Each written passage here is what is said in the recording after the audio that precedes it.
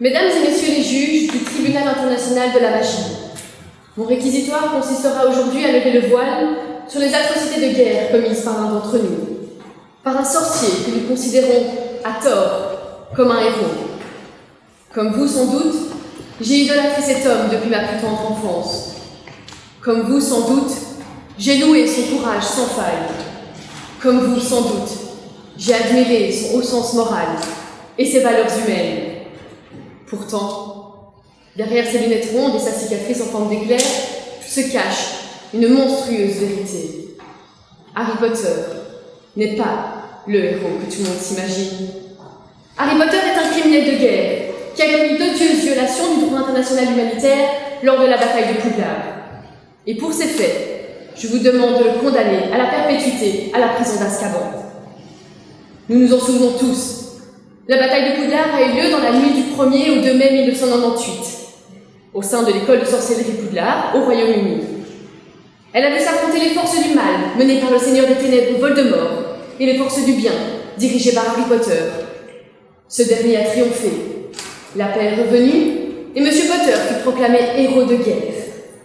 Il est encensé par notre communauté magique entière depuis lors. Pourtant, il a commis des crimes de guerre, pour lesquels il doit être condamné aujourd'hui devant votre tribunal. Mais ne mettons pas la charrue avant les hippogriffes. Afin d'établir son statut de criminel de guerre, je procéderai en 2 temps. Tout d'abord, je démontrerai la qualification de conflit armé, en d'autres termes de guerre, à la bataille de Poudlard, et donc l'application des règles du droit international humanitaire à ces affrontements. Ensuite, je détaillerai non pas 1, non pas 2, mais bien 3 violations du droit international humanitaire par le dénommé Harry Potter lors de cette guerre. La qualification de conflit armé à la bataille de Poudlard, d'abord, nous conduit à analyser d'une part les forces en présence, et d'autre part les caractéristiques du conflit. Mesdames et messieurs les juges, cette première partie étant assez technique, je me permets de vous demander autant de concentration que lors d'un match de Quidditch. Que dire des forces en présence ? Selon le Conseil de sécurité des Nations magiques, un conflit armé survient lorsqu'il y a recours à la force entre des États, entre des États et des groupes armés, ou même uniquement entre des groupes armés. Et c'est bien dans ce dernier cas que nous nous trouvons. Nous avons le groupe armé de Lord Voldemort contre celui de Harry Potter. Venons-en dès lors aux caractéristiques du conflit. Puisque les 2 parties en cause sont des groupes armés et non pas des États, il nous faut 2 conditions supplémentaires. Les groupes doivent être identifiables et suffisamment organisés, et les hostilités doivent atteindre un seuil de gravité suffisamment élevé. C'est le cas en l'espèce, comme par magie. Oui, les parties sont identifiables et suffisamment organisées. Au niveau logistique, Voldemort se sert du manoir de son fidèle Lucius Malfoy comme quartier général. Harry Potter utilise le square Grimaud situé à Londres. Les 2 camps ont accès à des armes mortelles, des araignées, des géants, des statues de pierre, des mange-morts, des détraqueurs, des balais volants et même des animaux fantastiques. Et n'oublions pas, mesdames et messieurs les juges, que tous les combattants sont munis de baguettes magiques, des armes infligeant des blessures mortelles. Eh bien non, les baguettes magiques ne servent pas qu'à réparer des lunettes. Les 2 camps ont une capacité d'organisation, de tactique et d'attaque impressionnante.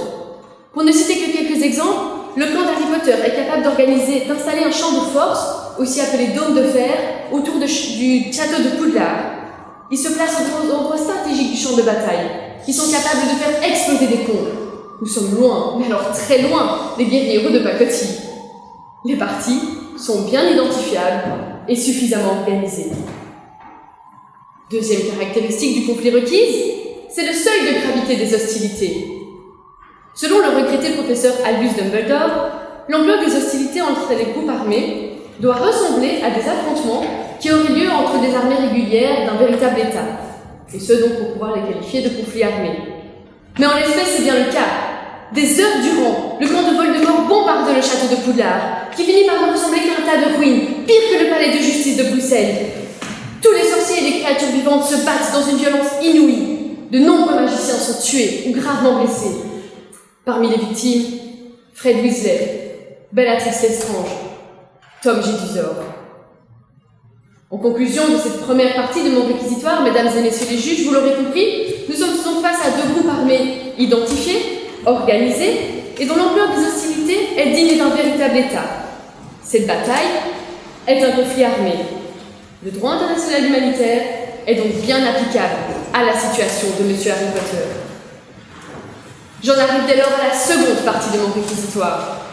Et j'entends vous convaincre de 3 violations du droit international humanitaire par le prévenu lors de cette guerre, en sa qualité de chef responsable de ces troupes et des affrontements menés. Première violation, l'interdiction de recruter des enfants soldats. La Convention de Beaubaton établit que les enfants sont une catégorie de personnes sous protection spéciale en temps de guerre, en raison de leur vulnérabilité. Il est interdit d'utiliser des enfants de moins de 18 ans lors des affrontements. Alors oui, bien que dans notre monde, la majorité soit atteinte à l'âge de 17 ans, le droit international prime le droit magique. Pourtant, M. Potter a enrôlé des enfants soldats pour mener sa guerre.